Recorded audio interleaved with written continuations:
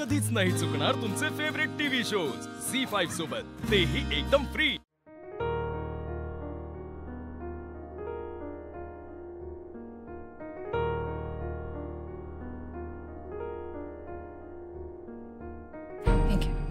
कशाला आता नको मला पाणी। अधिपती पाणी प्या, डोकं शांत करा जरा। हे घे। डोसकर होता आमच्या, हे म्हणजे थंड होईल माझं डोसकं। हो तुम्हाला खरं सांगतो, जवळ आई साहेब घराकडे येत नाहीत का नाही तोवर काय माझं डोसकं ताळ्यावर येणार नाही।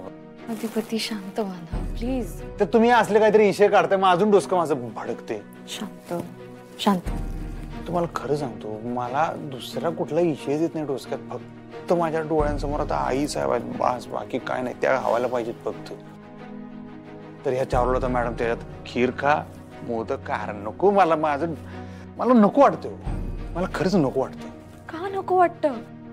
अधिपती भुवनेश्वरी मॅडमवर किती प्रेम आहे तुमचं, किती जीव लावता तुम्ही। आत्ताच म्हणालात ना त्या तर तुमच्या डोळ्यासमोर नाही जात नाहीत म्हणून। मग ह्या तर आई येतो तुमच्या।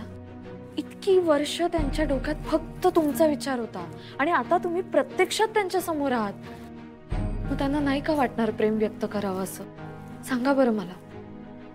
हो 9 महिने त्यांनी तुम्हाला पोटात वाढवले अधिपती। त्यांच्याशी नाळ जोडली गेली आहे तुमची, अशी अचानक नाही तोडता येणार ती।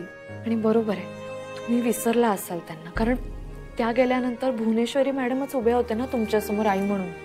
बरोबर आहे तुमचं, तुम्हाला कधीच आईची उणीव नाही भासली। पण चारुलता मॅडमचं काय? त्यांच्या आयुष्यात कोण होतं मुलाची जागा घ्यायला? त्यांनी त्या एकटेपणात घालवलेल्या इतक्या सगळ्या वर्षांची थोडी तरी जाणीव ठेवा। वा वा, खरंच मला बरं वाटलं तुम्ही एवढा विचार केला चारुलता मॅडमचा, त्यांची परिस्थिती समजून घेतली। खरंच मला बरं वाटलं। बरं वाटावं म्हणून मी नाही सांगत आहे, आणि ते तुम्ही समजून घ्यावं एवढीच माझी इच्छा आहे। नाही ते नो, मला फक्त एकच प्रश्न पडलाय की एवढं खोलात शिरून तुम्ही चारुलता मॅडमचं मन जाणून घेतलं, मग तसं आमच्या आई साहेबांचं मन बी कवा जाणून घ्यावं असं वाटलं नाही बरं मला कवाच। म्हणजे एक बाई म्हणून त्यांचा विचार करावा असं कवा वाटलं नाही। फार आयुष्यभर जीव जाळला आमच्या बाबासाठी, त्यांनी काय केलं, कवाच मान ठेवला नाही त्यांचा। उलट उलट घरातून बाहेर काढलो त्या माणसानं, आई साहेबांना हाताला धरून। मग तुम्हाला असं कवा वाटलं नाही की जाऊन चारोळ सूर्यवंशीनं विचारा बाबा एकदा की का गेलं तुम्ही असं, कशी काय हिंमत झाली तुमची, असं तुम्हाला कवाच वाटलं नाही? यो फरक का बरं, याचं उत्तर देशील का एकदा?